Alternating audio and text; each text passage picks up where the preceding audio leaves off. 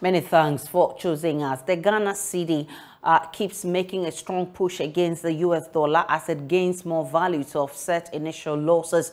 $1 is now trading at an average rate of 10 cedi 70 pesos, with a market range spanning 10 cedi 70 pesos and 11 cedi 28 pesos, making the cedi the strongest performing currency against the American greenback. The cedi slammed by more than 54% against the dollar this year. However, it has strengthened by more than 33% since the start of December, after Finance Minister Ken Ofori-Atta disclosed government's domestic debt exchange program, followed by the latest IMF visit and the announcement of the fund staff level agreement of a bailout package worth $3 billion. Here's how it's looking on the forex market, and I will share that with you shortly. So this morning we are hearing that the $1 is going for 11.17 cedis. Currently, as we speak, $1 is going for 10 cedi 70 pesos. But look at December, because we've been told that the cedi depreciated by 60% from October, but in December it's gained marginally. Look at how it's looking. So we started December with the dollar at 14 cedi 30 pesos. On the 2nd of December, it was 14 cedi 13 pesos. On 3rd December, 14 cedi 5 pesos. So this is how it's dropping. On the 4th of December, it came to 14 cedi and a peso 5. On the 5th of December, it's now dropped to 13 cedis 55 pesos. Look at December 6th up until 14 December. You will see that it's being marginal. So 13 cedis 5 pesos. On the 7th December, it was 13 cedi 3 pesos. On the 8th of December, it went to 13 cedis, so there's no pesos. Now on the 9th of December, it dropped also drastically from 13 cedi to 12 cedi 9 pesos. Look at December 10, 12 cedis 85 pesos. Just this week, on the 11th of December, we're looking at 12 cedis 8 pesos. 12 December, which was 3 days ago, was 12 cedis 39 pesos. Today, it's 14th December, and look at between yesterday and today, you can see that there's been a lot of improvement on the cedi. From yesterday, 11 cedi 5 pesos. Now on 14th December, which is today as we speak, we are at 10 cedis 7 pesos. That's how much we're talking about. And of course, this is good news. But then for watchers of the local currency and its impact on the economy, the development, if sustained, will mean well for the country's future in restoring the economy. It is the reason they would recommend concrete and drastic measures by government to halt the free fall of the cedi, even after the Christmas break. Dr. Priscilla Chumesi is one of such economists imploring government to be proactive in protecting the Ghana cedi, given the inroads it has made in the last couple of weeks. She spoke on the AM show. Staff-level agreement has come in time, and so it gives an indication that Ghana is on track to get an IMF program. But when you read the statement, you know that with staff-level agreement, they would come here and look through the books, consult all stakeholders, and find out whether Ghana is on a good path in terms of particularly our debt levels have to be sustainable. And so Ghana has presented quite a detailed debt exchange program on the domestic front. And there is also the expectation that there will be some debt restructuring on the foreign front as well. And so before the country can get a board level, a full-blown program, it means that Ghana needs to show that the debt levels have been brought to sustainable path. And then in the medium term, I believe that the target is about 55.5% of GDP. And so all the debt restructuring and what government is doing is trying to show that it's on a path to getting the debt levels sustainable. But the condition really is that government is facing a lot of pushback on the domestic front, particularly when you look at issues and statements that labor unions have issued out there, the threats for strike action. There's a lot of pushback. And it comes back to the fact that probably the consultations did not go on well before the announcement of these programs. Because if indeed people were involved and knew what was at stake, then I think that if you are sitting at the table and at the end of the day an agreement is reached and you come out to say, no, you do not agree, probably that would be in bad taste. So the responsibility now is on government to be able to convince stakeholders who at this point are on the losing end in the to Director of Welfare at the Ghana Union of Traders Association, Benjamin Yeboah, who was also on the AM show. I mean, if you bought items at a particular price, it will be difficult for you to reduce lesser than your cost price. I mean, it's natural. So that is the problem we are facing as traders now. So the way the things shot up, which we thought it was abnormal, the same way it is coming down in terms of the cedi-dollar relationship. Now the dollar is crumbling. I mean, if you go to some forex bureaus, they will tell you they don't even have the cedis to change your dollar. We checked yesterday, and that was what was going on. So yeah. Wait. You're saying forex bureau are saying they don't have CDs to change for your dollars? Yes, I checked personally, and you go to they will tell you they don't even have the CDs for you to change your dollar. So that is what is also happening. This Benjamin, these kind of things, people were saying at that time when the dollar was shooting up, that speculations can also drive such things. And therefore, what is happening can also be reduced to be safe. So that is the uncertainty that is on that market now. And definitely as traders, we are all being careful. Yes, we appeal to our members that if there's a possibility of doing some reduction because Christmas is near and goodwill, you see what you can do. But definitely it's going to be a bit difficult. I mean, if the trend continues, like we have seen, and is sustained, definitely then we can then calculate and you might see, prices coming down in some few months to come. Yes, the impact is going to have on our business is that it is now going to put pressure on us as to how we calculate our things. Because definitely if someone bought at a rate of 13 plus or 14 plus and the goods are now just about to arrive, maybe the Bank of Ghana rate that they use at the customs use at the port is what might, give some positiveness to the trader. But then the cost is already.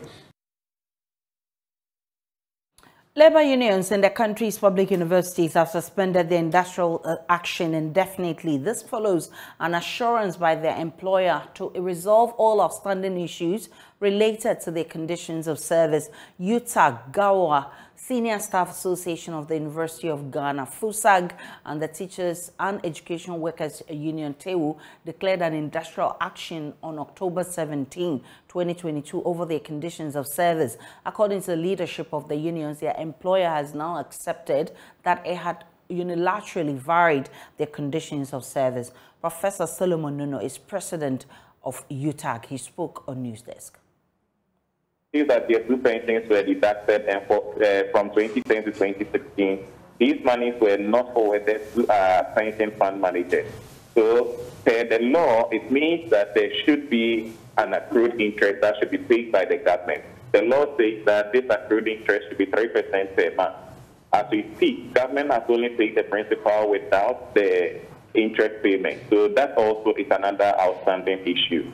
If come in again, there are other outstanding condition of service issues that relate to all the unions concerned here. And we came to a conclusion that from this January, that is January 2023, government is going to commence action to get those issues also addressed.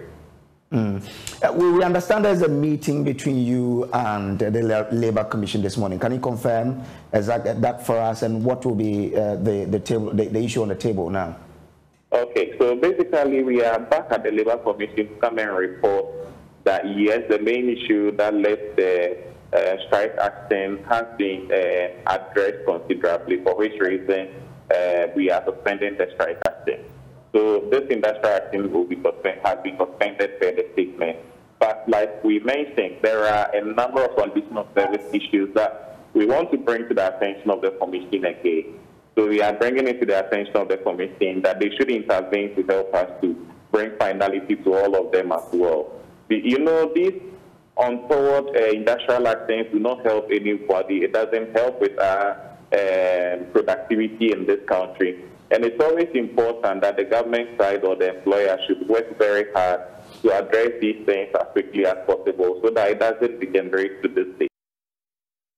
Minority Leader Haruna Idrisu is warning ministers of state who absent themselves from Parliament will not have their budgets approved. The minority insists the ministers must be present during the debate.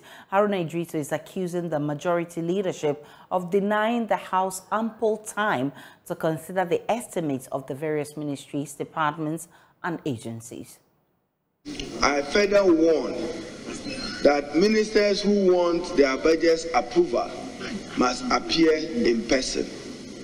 If you delegate your deputy, we will delegate your money for you some other day after appropriation. If they send emissaries to come for approval of budget estimates, we will send their approval to them the day they are available. So make sure you have your estimates ready. Speaker, we should begin working towards appropriation. The attitude of stampeding us with several of it at a time does not allow for proper scrutiny. Already, you took advantage of what is called an economic crisis to delay the budget so that we don't have more time to look at it. Going forward, you must make sure that your reports are ready. But just as we saw during the debate on the 2023 budget, the House is continuously being plagued with absenteeism. The minority leader says the majority side must show responsibility and commitment towards supporting government business. He says his side will subject all the revenue bills to clause-by-clause consideration. And watch your back. It is not just committee meetings. Members of the ruling government must show responsibility. Look at your back. Look at your back. How many MPs are supporting you at the back? Many of them are not in committees. They must show that approving a budget is serious business. And Mr. Speaker, to serve further notice, when it comes to introduction of the bills, clause by clause, we'll ask for votes on some clauses. So be ready that you don't say that anybody is taking you by surprise. When you come and say e-levy road fund, you don't give it to them. You come and say VAT road fund, it won't go to them. When you come, we will scrutinize it here and tie your hands. So be ready that when you bring bills here, Mr. Speaker, we're serving notice. The Majority Chief Whip Frank Anodompre hits back, accusing the minority leader of trying to raise temperature in the House. He explained that the absence of his colleagues is due to ongoing committee sittings. My leader shouldn't raise the temperature. My leader should not raise the temperature unduly. And we are working together as a House. I am not too comfortable when you say that I must make sure my back is full. Look at your back too. Turn and look at your back. The fact of the matter is that committee meetings are ongoing concurrently, and the leader knows about them. We can count. I challenge you, let's count. Yeah, so there should be no problem. My respected leader should just take things easy. We will do the needful.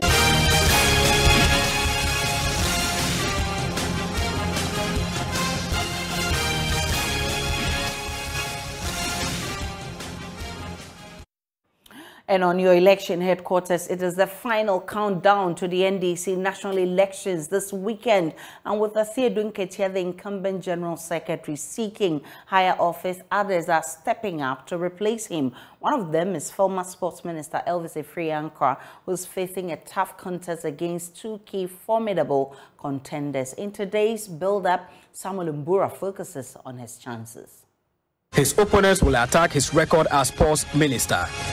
Elvis Efriankra famously cried before the committee that probed the Black Stars' shambolic and scandal-filled participation at the 2014 World Cup that has done little though to quench his passion for NDC internal political leadership. He showed his mettle as NDC Election 2020 Director of Elections, giving the Electoral Commission little rest. And we are telling them that Ghana is not other countries. If they think that they can be manipulated and influenced as happened in other countries to manipulate the electoral system, then they should be ready for what is coming. He is popularly remembered in the 2020 elections for his infamous announcement that the NDC was flipping some parliamentary seats at a time the EC was still collating results. Preliminary results trickling in shows a very exciting outlook. We have flipped Little Kuku. We have flipped La Dade Kotopon. We have flipped Tema East. We have flipped Adenta. 99% of these are not scatter and blouse votes, so it reflects in the presidential. So if we flip all these seats, nobody should tell you where we are heading towards. It's very clear. Parliamentary candidates, executives, regional constituency party executives go to the coalition centers and support our coalition agents. He was, however, shocked after the declaration of results by the EC. Me as Director of Elections, we were three of us monitoring the results. Myself, Sami Jenfi, and Samuel Ofosu Ampofo, our national chairman. We saw the manipulation coming in. We were really shocked. It even made me to fall sick. To his critics who accuse him of supervising a shambolic NDC internal election results coalition, this is his response to you. We had our results and the flag bearer and the entire leadership were briefed. Beyond that, results were collated from constituencies. If we didn't collate results, how then could we know that we had 137 seats? So anybody at our level who says that results were not collated is either very ignorant, should not come near leadership, or is full of mischief, because you should know. But why does Elvis Efriankra really want to be the General Secretary of the NDC? I'm ready for this job. I've been prepared for it. I've gone through the mill. And so I'm the best person for the job of General Secretary to help position the party properly for the battle in 2024 and the victory of 2024. Elvis Efriankra will come up against formidable opponents in Dr. Peter Boama Otokono and Fifi Kwete. This week, your election headquarters will examine his other contenders who are determined to give him a run for his money, because it is going to be a tough contest. For Joy News, Samuel Mbura. The Ghana Health Service is rolling out special COVID-19 vaccination this Christmas in a bid to shore up the country's herd immunity level. A good number of Ghanaians are unvaccinated, threatening gains the country has made in its fight against the global pandemic, which has caused havoc to millions. According to the Ghana Health Service, vaccine hesitancy is largely to blame for the poor numbers. With the latest campaign, the service will go door to door to administer the jabs to persons who have not vaccinated. Dr. Gloria Margareta Kandi is Director of Health at the West Municipality. Well, COVID never went away. We only relaxed the rules because the infection rate got down. And you and I know that COVID is seasonal somehow. COVID usually comes when there are festive occasions, when people get together. And Christmas is coming, so we know COVID is also coming. We never stopped having cases, except that the cases went down. As I'm speaking, it looks like today we have 9 people on admission.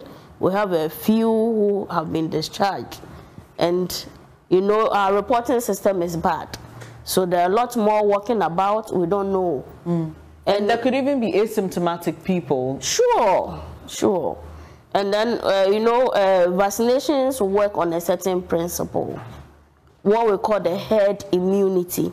So if there are about 100 people in a room, and then about 90 of them are vaccinated against a certain disease, the 90 shield the other 10 from having severe form of the disease.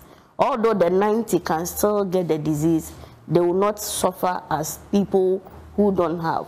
And looking at Ghana, if 90% of people in Ghana are able to vaccinate themselves against COVID-19, then forever we'll be free.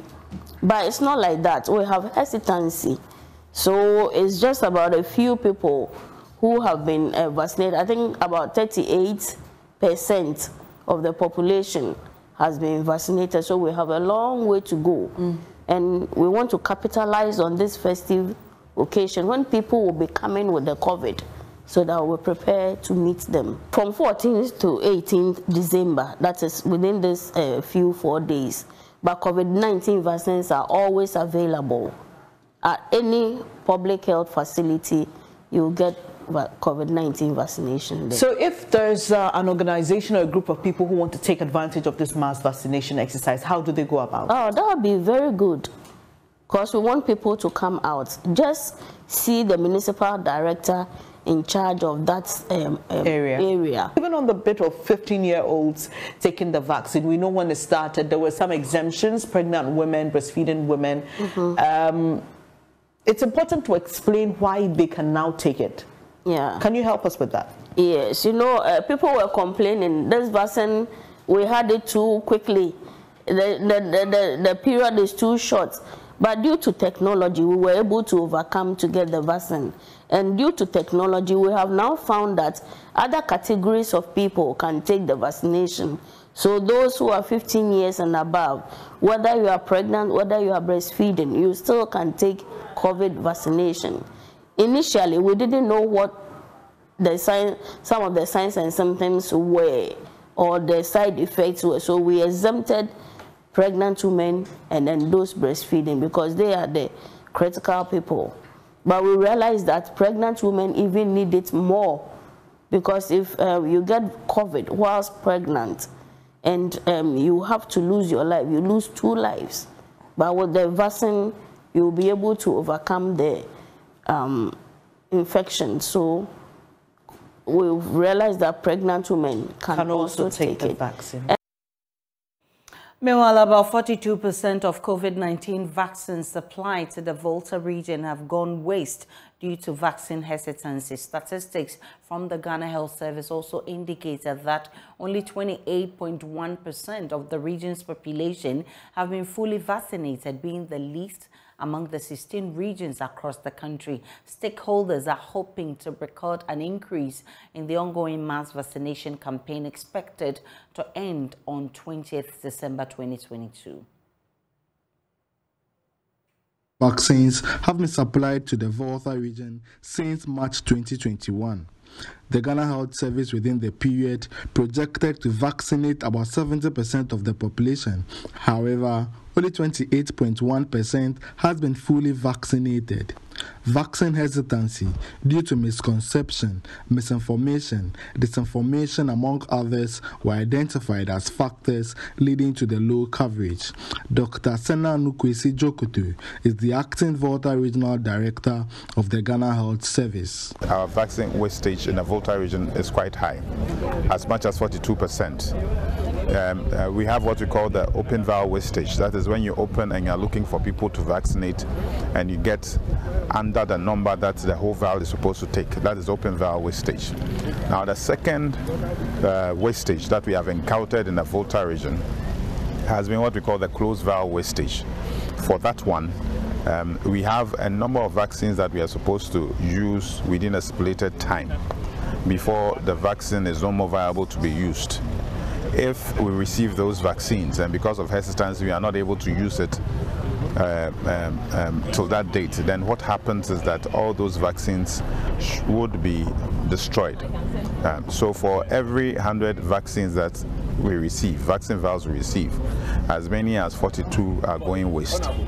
So you could say that in so many ways we are being affected adversely by the hesitancy that we are facing.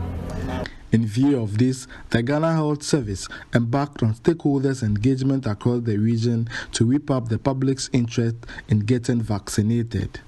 A similar exercise was done in Ajidome in the Central Town District, where only 24% of the population have been fully vaccinated. The District Health Director, David Agbokpe, hopes the engagement, coupled with other measures, would help in achieving the target of vaccinating 5,880 residents. A lot of measures have been put in place to ensure that all the misconceptions and wrong information that we have about the vaccine is mentioned or is cleared.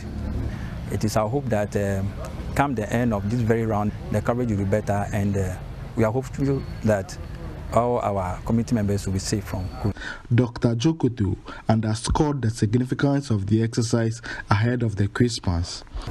And we are hoping that we are able to cover a lot of people, because we know what happens in the festivities. A lot of merrymaking, people coming together, and some may not adhere to all the protocols. And in these circumstances, what can help would be we being protected by the vaccines. So we are encouraging everybody to take up the vaccines. Over 100,000 persons are expected to be vaccinated during the campaign between December 14th and December 20th, 2022. Fred Kwame Asari, Joy News, Ajidome. Ghana is at the rock bottom among other nations in the fight for gender inclusion. Ghana is not doing impressive globally in its fight for gender inclusion. These are the words of former Speaker of Parliament, Professor Aaron Michael Quay, as Ghana ranked 21 out of the 36 sub-Saharan states and 108 out of the 146 countries globally in the Global Gender Gap Index. He describes Ghana's position in the fight for gender inclusion as rock bottom among other nations. He pronounced this at the IEA Constitutional Review Seminar on Gender and the Constitution. Prince Oswansa has more in the following report. Since 2011, Parliament has made efforts to pass the Affirmative Action Bill into law, but the process hit a snag at the last session of the Fourth Parliament. In spite of a number of laws in the 1992 Constitution advocating the inclusion and participation of women in governance, Ghana is still lagging behind in achieving gender parity. Former Speaker of Parliament, Professor Aaron Mike Okoye, expressed worry about the gains made in the fight for gender inclusion. Issues of affirmative action, the advancement of women in all aspects of our national life, including parliaments, district assemblies, and public service gateway. It is really a sad truism that Ghana is at a reasonable rock bottom on the international table on women in legislatures, among other nations of the world. And if we are at the rock bottom, or very near it, not only with regard to the world at large, but Africa in particular. Senior lecturer at the University of Ghana, Dr. Mamiadra Jechi Jando, called for a separate government agency to monitor the implementation of the Affirmative Action Bill when passed. Just putting these quotas or just putting these stipulations in an amended constitution, right, would not be enough. What we need to do is also to implement. Otherwise, the constitution ends up just being a piece of paper. So implementation is important. How do we implement? How do we enforce? How do we make sure that the quotas that we are calling for are really taking place? When we have parliamentary elections and even in boards and corporations and public offices. I'm calling for a separate entity or agency, something called maybe a Gender Equality Commission. Meanwhile, a former member of parliament for the Evaluate Jura constituency, Catherine Ablema Afeku, says political parties should be deliberate about increasing parliamentary seats reserved for women. Forward to now, there are 40 women in parliament out of 275. So my recommendation or my take was increase it to 30 million equal 300 parliamentarians and reserve 100 for women. We're not asking for tokenism. We're saying make it easier for 100 women. She says the participation of women in governance will enrich the country's democracy. A report by Prince Owusu-Ansah, read to you. We're still live on Joy News today. Let's take a break. When we return, we'll bring you all the latest coming from the world of business.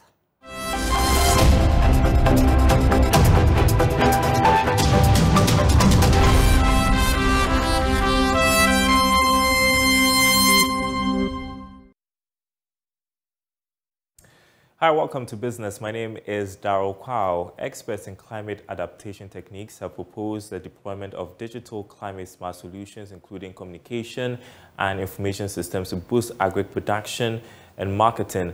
They maintain that the continuous reliance on rain-fed agriculture in Africa is not sustainable, hence the need for governments to invest in digital infrastructure to support smallholder farmers to scale up production amid pressing climate challenges. Culture in Ghana is still primarily rain-fed, making it susceptible to impact of climate variability and change. The manifestations of climate change in the agriculture sector are erratic, including increasing unpredictable rainfall patterns, frequent long dry spells, flash floods, and shortening of the rainy season. To solve these, experts are calling for the adaptation of digital climate smart solutions.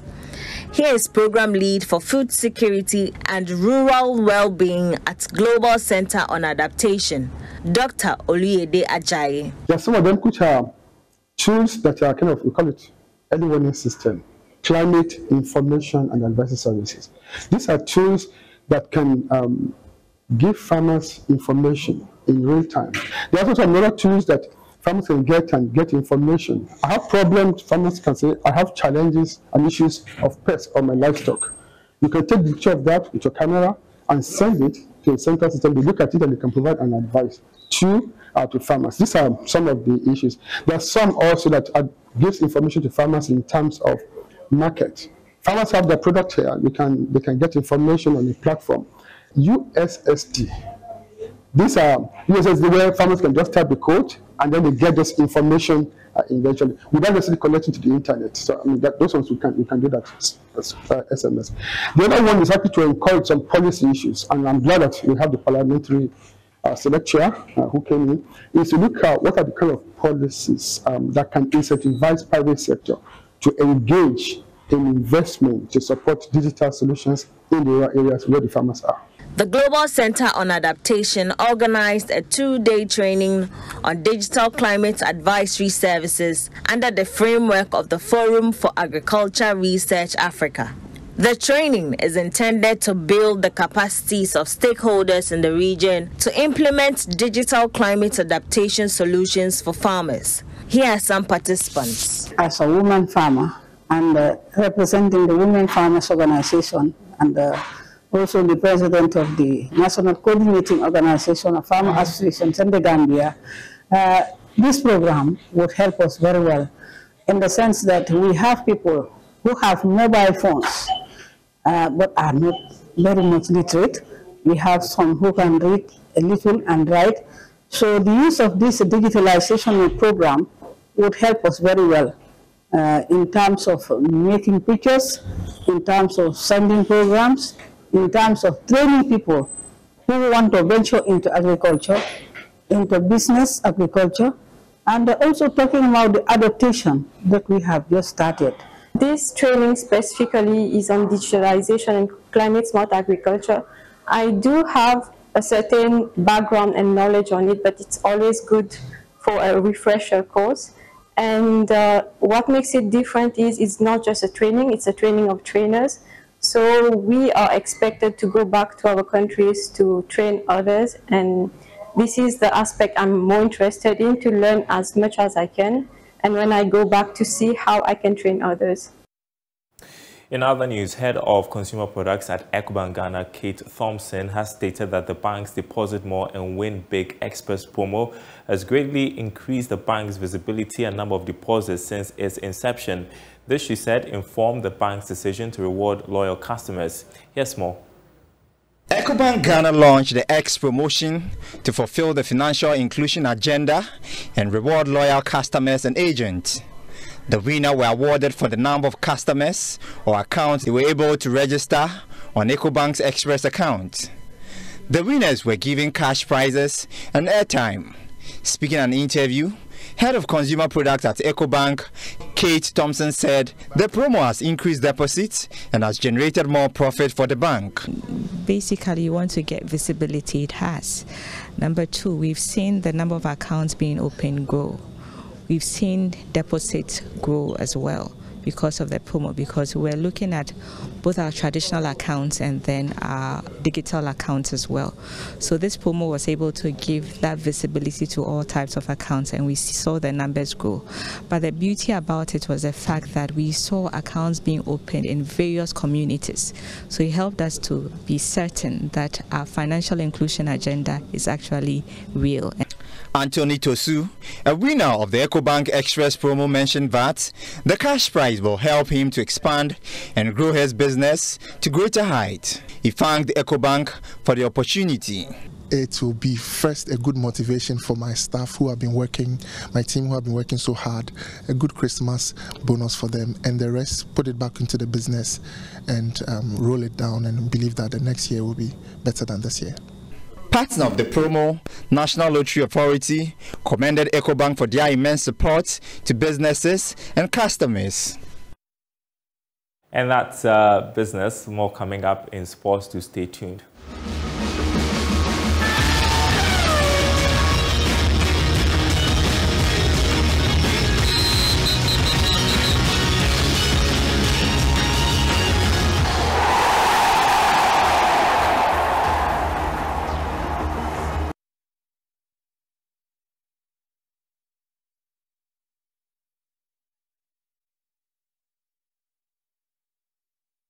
Well, it's time for sports. My name is Abigail Senasis. We begin from Doha, where Morocco's head coach Walid Regragui says the team are still hungry for more success, despite they are not being tagged as favorites to lift the trophy. It is the first time that an African nation has made it to the last four of the football's biggest event in the 92-year history of the tournament. But the 47-year-old is not getting carried away with events.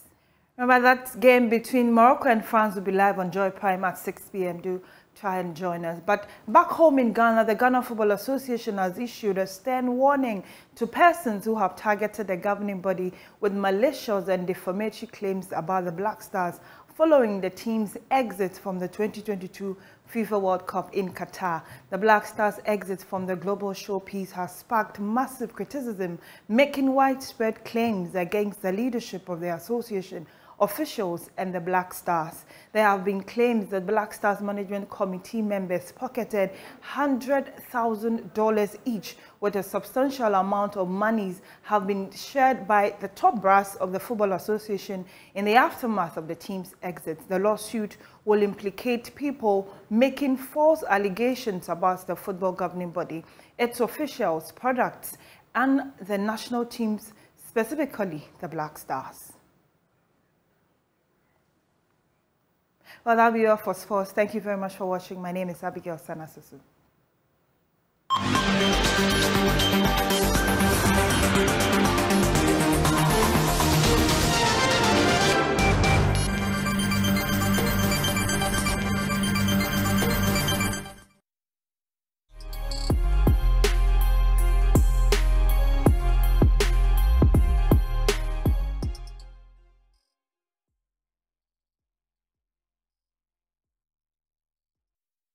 Afternoon, welcome to Showbiz here on JoyNews. Today, now FIFA has announced the lineup for their 2022 Fan Festival as part of the World Cup festivities. Ghanaian reggae and dancehall musician Stonebwoy is billed to perform at the event. The therapy hitmaker is set to make an appearance at Doha where the event is held on December 16. Stonebwoy, born Livingston Setekla, is the 4th African artist to grace the Fan Festival stage this year.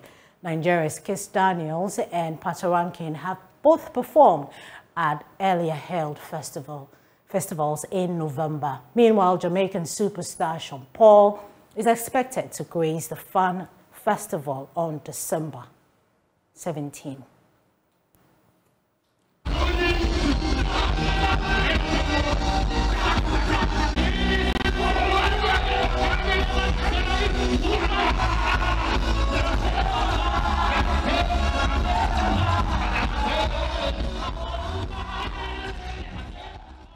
Now, Ghanaian Afrobeat musician Rising is in Ghana ahead of this year's December in Ghana festivities. Rising, who is on a media tour, expressed his admiration for legendary music group Osibisa and hints of continuing their legacy. He spoke on Daybreak Hits this morning. I just felt it was my story to tell. Okay. You know, yeah. All right. So right now you're doing things that's by Ryzen, and then maybe at the right time you do possible collaborations. Oh, yeah, I'm working on that. Oh, you're working on that. Yes. Okay, that's good to hear. Who are your music mentors? I'll give it to Osibisa. Osibisa. Yeah. I would have thought that you would have gone for some of the young ones, but it looks like Osibisa. Yeah. Why Osibisa? Well, when you look at the life of Kiki John, for instance, it's amazing. Yeah. Right, his journey, things that he's been through, who he played for, like he played with Rolling Stone. You get what I'm saying? Yeah. And I feel like we don't tell their stories enough. Like, there's a lot of people, we don't know their names, we don't know their stories, we don't know their journey. And I actually tried to do a documentary on it. Oh, you did? I tried. You tried? It's not. Was it hard? It's just I don't know who to contact. You know his daughter? Vanessa. Yes. I met Vanessa in New York. Okay. But you lost that contact. Yeah. But that's what I'm saying. I'm into it. That's what I want to do.